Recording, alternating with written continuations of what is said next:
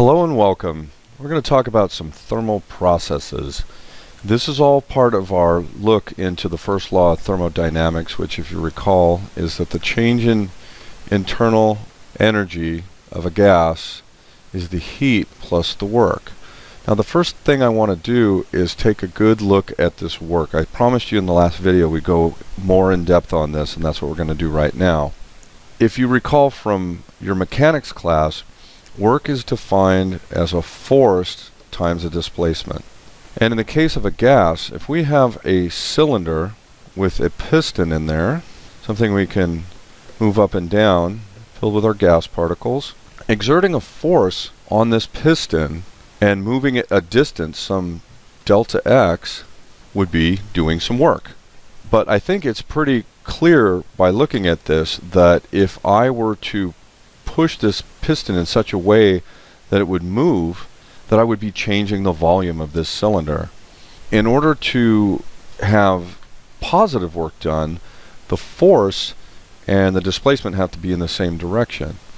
We have this definition of work in terms of a gas that says that the work is equal to minus the pressure times the change in volume.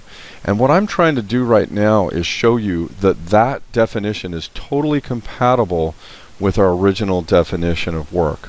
Let's imagine the volume of this cylinder as being an area of the round part of the cylinder, the base of the cylinder, and a height. When I displace the piston, I'm really changing the height. I'm getting a delta H. And if we define the volume as the area times the change in height, the change in volume, excuse me, is the area times the change in height, something kind of jumps out at me. Pressure times area.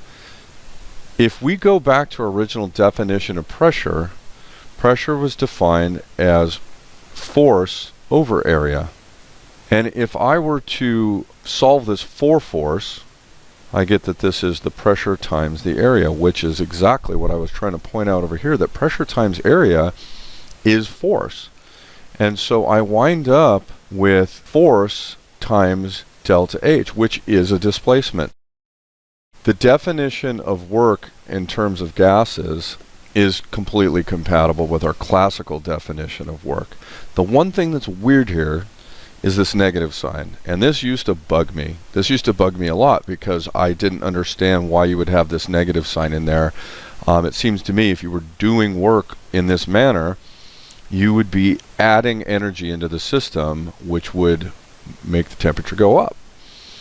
But yet here's this negative sign. And then it finally occurred to me that when you are pushing on the cylinder and moving the cylinder downward into the gas in this sense, you're making the volume get smaller.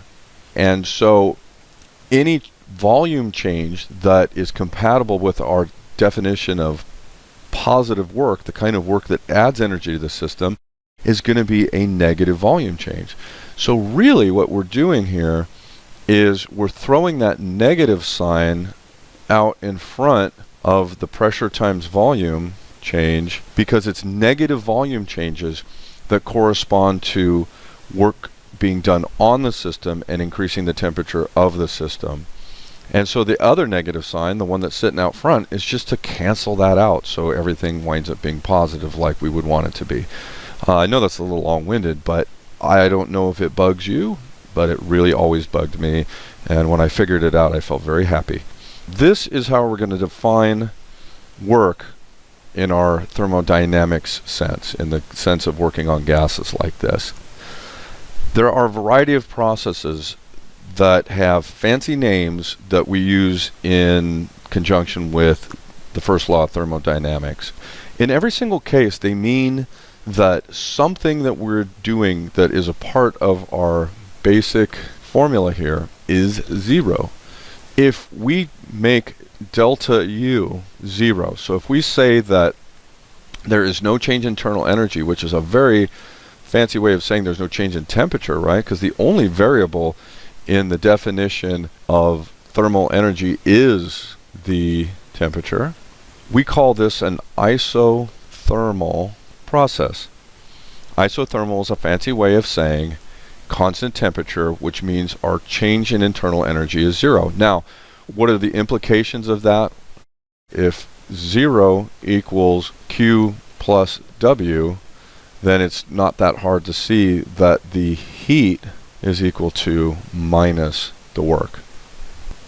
The next one I want to look at is what happens when the heat is 0. So if you insulate and isolate the system and don't allow heat to move in or out of the system, then the process is called an adiabatic process. In that case, the change in internal energy is just equal to the work being done on it. So the work being done on the system just goes straight into increasing the temperature and not causing heat to flow in or out of the system. What if we make work equal to 0?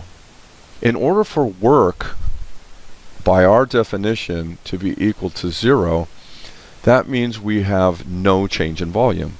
Remember, you can't do work. You can push on an object as much as you want, but if you don't move it anywhere, if there's no displacement, there's no work being done.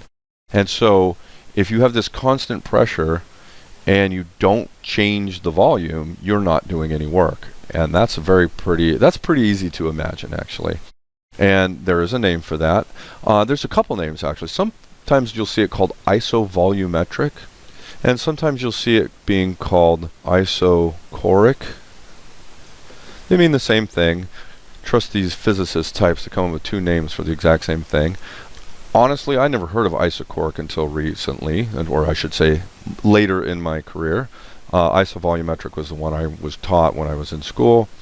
And the implications of that is that if the work is equal to 0, then the change in internal energy is completely due to heat flowing in or out of the system. These words will show up in these word problems. And if you see those words, you have to immediately associate them with the 0 that they indicate. It's so rare that you would see a problem say that the process has a Q of 0. They're going to say the process is adiabatic. And you just have to know what those mean so you can apply them. And we love these processes because, look, they simplify the formulas quite a bit. And the problems become very easy. So when you're doing your problems, you working with this formula, just remember that the first law of thermodynamics can contain substitutions, things that we've also brought into the picture along the course of this unit, and you just have to put it all together. You have to keep track of signs, just like we talked about in the last video, but you can substitute anything for anything. I could actually make this video a half an hour long if you'd like and go over every possible example, but at the end of the day, there are far too many permutations of this type of problem to do all the examples. So I'm just going to leave it at this, and you can look at the examples in your book. But I think you're going to actually do pretty well figuring out how to put all this together using the main formula and the various substitutions. Good luck with your work.